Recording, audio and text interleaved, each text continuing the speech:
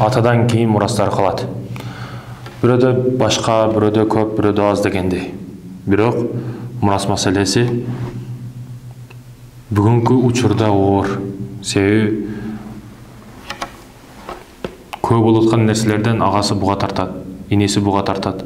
Мага көбүрөөк мурас, ага азыраак мурас деген маселелерди да көп кылышат. Ушул сыяктуу бир хикая бар. Атадан көп байлык мурас калды. Жеңил оокат, жеңил тамак. Мен чекеде термен табылган эмес. Ошондуктан бул кеңири колдонулат. Жейт, ичет, жок кылат. Байлык бийликсиз калгандан кийин, мурасыз калгандан кийин мурда иштеп көрбөгөн неме? Эмне кылышты билбестен Кудайга жалынат. Жараткан Аллахым менде эчтеке калбады. Менде бар нерсенин бардыгын калган жок. Мага жакшыраак жумуш бер, же жакшыраак байлык тыйынтып бер, же жанымды ал деп дуа кылат. Ушул күнү түнү түш көрөт. Түшүндө ушундай үн угулат ага, Мисирге бар. Мисирде сага чоң байлык күтүп турат, чоң алтын күтүп турат. Байлык күтүп турат сени. Ошол жерде байып, өнүп бутуңа туруп кетесиң дейт.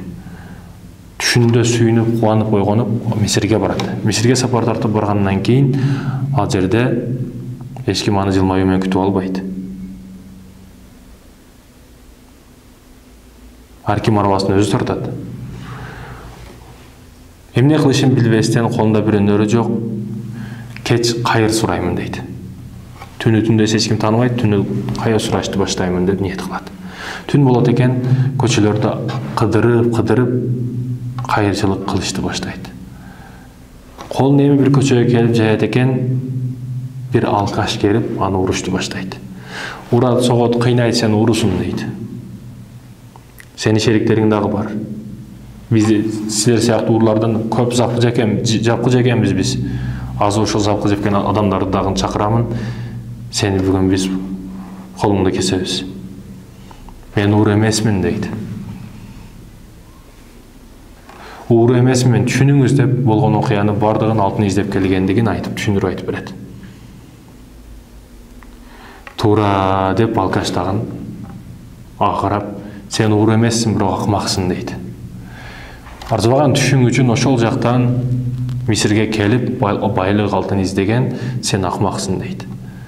Мага дагы бир канча жылдардан бери бир түш кирет. Багдадка барсам, паланча үйдө, паланча көчөдө өтө чоң байлык бар, алтын бар деп түш кирет. Бирок бул мен түшкө маани бербейм, ишенбейм дейт. Сен уур эмессиң, бирок акмаксың деп баягы кетип калат алкаш дагы. Ошондо бунун башына тебет ойлонушту баштайт. Себеби эмне үчүн? Себеби Багдадта паланча көчөдө, паланча үйдө алтын бар дегени анын түшүндө, алкаштын түшүнө кирип аткан адрес, дарек бул өзүнүн үйү эле. Ошондо башына тебип, Аллахым мени байлык түсүндө кылып, бирок канаат, шүгүр деген нерселерди бербепсиң. Негизги байлык канаат кылуу, шүгүр кылуу экен. Эгер канаат кылбаган адамга Россиянын жарымын берип койсоңуз дагы ал тойбойт, себеби шүгүр кылбайт. Канаат кылбаган адамга бир төөнү берсеңиз, жиби кана дейт, арканы кана дейт. Бир короо койду берсеңиз, тулпар тоолорду берсеңиз, ал канаат кылбаса тойбойт ал. Түш маселеси, урматтуу. Шариятыбызда дагы динибиз бир өкүмгө өтпөйт түш маселеси. Түшкө карап бир нерсе аныкталбайт. Түш, урматтуу мусулман туган. Ислам тарыхында, ислам дүйнөсүндө биздин алымдарыбыз динге, иманга, исламга кызмат кылгандар өтө аз уктаган, 2 саат, 1 саат. Иманга, ислам кызмат кылам дегендер өтө аз уктаган. Алар себеби аз түш көрүшкөн. Бүгүн көп уктайбыз. Биринчи серия, 2-нчи серия, 3-нчи серия деп түштөрдү да көп көрөбүз.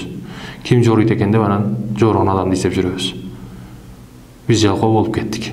Биз азыраак укташыбыз керек. Эмне үчүн уктайбыз, көп уктайбыз? балдарыбызды туура тарбия бере албаганыбыз үчүн көп уктайбызбы?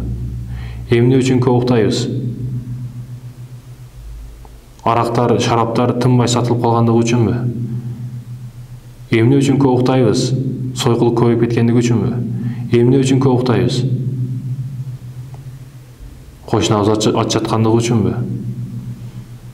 Эмне үчүн көп уктайбыз? Өзүбүз жегенибиз алдыда, жебегенибиз аркада, холодильнигибиз толтура, минген машинебиз бар, кошунабыздын бир велосипеди жок. Ошон үчүн көп уктайбызбы? Эмне үчүн каткырып күлөбүз? Ушунчалык бактылуу болуп кеттикпи? Эмне үчүн каткырып күлөбүз? Куранды толук жаттап койдукпу? Деги эле Куран окушту билебизби? Эмне үчүн каткырып күлөбүз? Акыретте 500ге киришибиз анык болуп калдыбы? Эмне үчүн каткырып күлөсүн? Эмне үчүн каткырып күлөбүз? Кыздарыбызга туура тарбия бергендигибиз үчүнбү? Жабык жеринен ачык жери көбүрөөк болуп жүргөндүгү үчүн каткырып күлүп атабызбы? Маалымат тармагыбыз бүт өлүп, жылаңачтар тынымсыз чыгып калгандыгы үчүн каткырып күлөбүзбү? Эмне үчүн каткырабыз?